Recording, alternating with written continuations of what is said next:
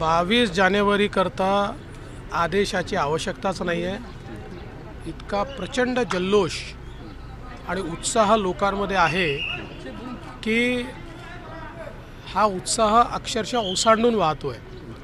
कारण जवळजवळ 500-600 वर्ष जो संघर्ष चालला त्या संघर्षानंतर पुन्हा एकदा रामलला हे प्रत्यक्ष त्यांच्या जन्मस्थानी स्थापित होत आहेत. आणि मला विश्वास आहे की त्यांची स्थापना एका नवीन अध्यायाची सुरुवात असेल. एक आत्मनिर्भर आत्माभिमानी अशाकरचा स्वाभिमानी भारत हा आपल्याला त्या दिवसापासून निश्चितपणे पाहायला मिळेल. आणि म्हणून आम्ही सगळे देखील अतिशय उत्कंठेने त्या दिवसाची वाट पाहतो. सर, अनिल देशमुखांनी थेट आरोप केलेला आहे की 4 मुद्दे घेऊन एक भाजपचा बडा नेता माझ्याजवळ आलेला होता. 3 वर्षापूर्वीच उद्धव ठाकरेंचं सरकार पडलं असतं, मी नकार दिला म्हणून माझ्या घरी दुसऱ्या दिवशी सीबीआयची रेड पडली. इतक्या उशिरा का सांगतायत ते? योग्य वेळी सांगायला पाहिजे होतं ना. मला असं वाटतं की राजकारणामध्ये अशा स्टेटमेंटला काही फार अर्थ नसतो, त्याच्यावर फार रिॲक्शनही द्यायची नसते. तर सुनील केदार यांची आमदारकी कुठेतरी रद्द होण्याची चिन्ह दिसत आहेत. जिल्हा बँक घोटाळ्यामध्ये त्यांना 5 वर्षाची शिक्षा सुनावण्यात आलेली आहे. कशा प्रकारे? नियमानुसार जेव्हा 2 वर्षापेक्षा जास्त शिक्षा होते त्यावेळी कायदा असा आहे की ती शिक्षा प्रोनाऊन्स झाल्यापासूनच आमदारकी ही त्या ठिकाणी रद्द होते. जर त्या ठिकाणी कन्व्हिक्शनला स्टे मिळाला तर ती आमदारकी वाचते, अन्यथा ती आमदारकी जाते. त्यामुळे त्याच्यामध्ये काही वेगळं होण्याचं कारण नाही आहे. जे काही कायद्यात आहे ते कायद्याप्रमाणे होईल. क्रिएटिव्ह पिटिशन संदर्भात 24 जानेवारीला सर्वोच्च न्यायालयाने एक मोठा दिलासा दिला मानला जातोय. मात्र दुसरीकडे 20 जानेवारीपासून जरांगे पाटील मुंबईत उपोषणाचा इशारा देत आहेत. त्या दोघांची सांगड कशी घालू शकतात? मला असं वाटतं की सरकार अतिशय सकारात्मकतेनं काम करते आहे. विशेषतः माननीय मुख्यमंत्री महोदय हे स्वतः या संपूर्ण प्रकरणामध्ये लक्ष घालून आहे. आणि आज राज्य मागासवर्ग आयोगाने अतिशय वेगाने काम चालू केलेलं आहे. शिंदे समितीचा 2रा अहवाल आला आहे, 3रा अहवाल देखील अपेक्षित आहे की ज्याच्यामध्ये मोठ्या प्रमाणात निजामकालीन एंट्रीज या हैदराबादवरनं त्या ठिकाणी आम्ही प्राप्त करून घेतो आहोत. त्यामुळे मला असं वाटतं की राज्य सरकारची सकारात्मकता बघता अशा प्रकारचा निर्णय हा त्यांनी घेऊ नये. आणि अशा प्रकारे निश्चितपणे राज्य सरकार योग्य काम करतं आहे हे लक्षात आल्यानंतर कदाचित तसा निर्णय तो घेणार नाहीत.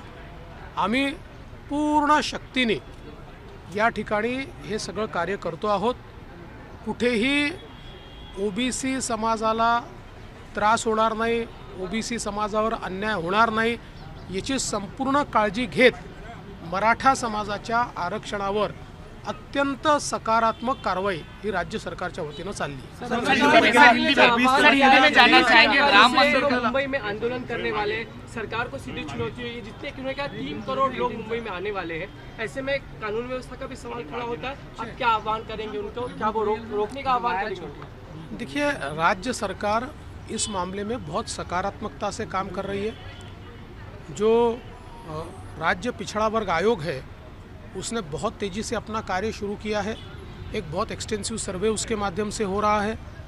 जो शिंदे कमेटी है उस कमेटी ने भी 2 रिपोर्ट दिए और 3रा रिपोर्ट हैदराबाद से सारे निज़ामकालीन डॉक्यूमेंट्स दस्तावेज प्राप्त करके वो देने वाले हैं.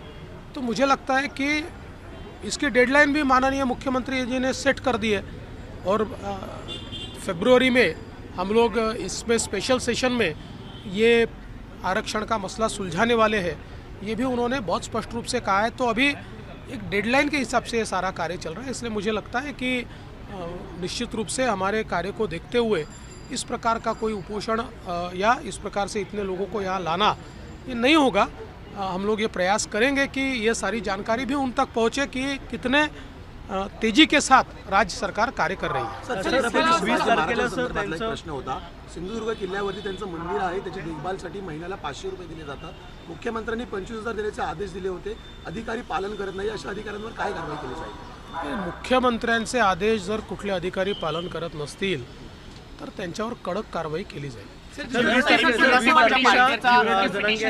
आंदोलन आहे 22 तारखेला अयोध्येमध्ये राम मंदिराचं आहे, तर कशा प्रकारची सांगड घातली जाईल, कारण की ते आंदोलन होणार नाही यासाठी सरकार काही प्रयत्न करणार? सरकारचा हा नेहमीच प्रयत्न असतो की चर्चेतनं आणि सकारात्मक निर्णयातनं मार्ग निघाले पाहिजे. सलीम कुत्तासोबतच्या पार्टीचा एक उल्लेख जो आरोप प्रत्यारोप होत आहेत. संजय राऊत यांनी फोटो दाखवला ज्यामध्ये सुधाकर बडगुजर, तुम्ही आणि व्यंकटेश मोरे हे भाजपचे पदाधिकारी एकत्र दिसत आहेत आणि भाजपच्या या पदाधिकाऱ्यांनीच ही पार्टी आयोजित केलेली होती असा आरोप संजय राऊतांनी केला. संजय राऊत रोज वेगवेगळे आरोप लावतात, त्यामुळे त्यांच्या आरोपाला मी उत्तर देणं एवढी माझं स्तर खाली गेलेला नाही अजून.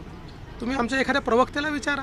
सर, इंडिया अलायंस जिस तरीके से साथ में आके प्रधानमंत्री के खिलाफ करने की कोशिश कर रहा है, वही हम देखते हैं कि एक और जहाँ पे राहुल गांधी है गौतम अडानी के खिलाफ खड़े होते हैं, उद्धव ठाकरे खड़े होते हैं, वहीं शरद पवार जो है 25 करोड़ का उनको फ़ायदा मिलता है. उनके टेक्निकल इंस्टीट्यूट के लिए गौतम अडानी मदद करते हैं, वहाँ उनकी तारीफ भी करते हैं.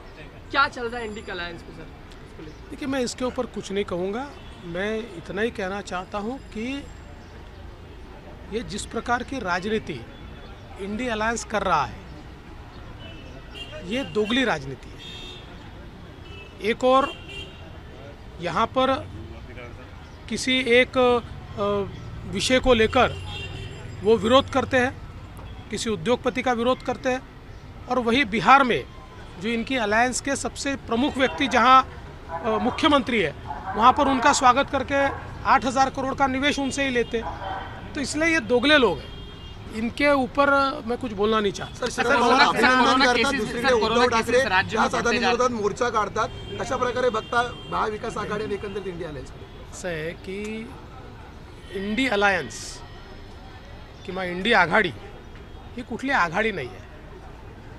ज्या लोकांना असं वाटतं आहे की मोदीजींमुळे त्यांच्या भ्रष्टाचाराचं दुकान आणि त्यांच्या परिवारवादी पार्टीचं दुकान बंद होणार आहे, असे लोक एकत्रित आलेले आहेत. त्यामुळे स्वार्थाकरता जे एकत्रित येतात ते स्वार्थाकरताच विघटित होतात. स्वार्थाकरता त्यांचं विघटन रोज आपल्याला पाहायला मिळतं. एबीपी माझा, उघडा डोळे बघा नीट.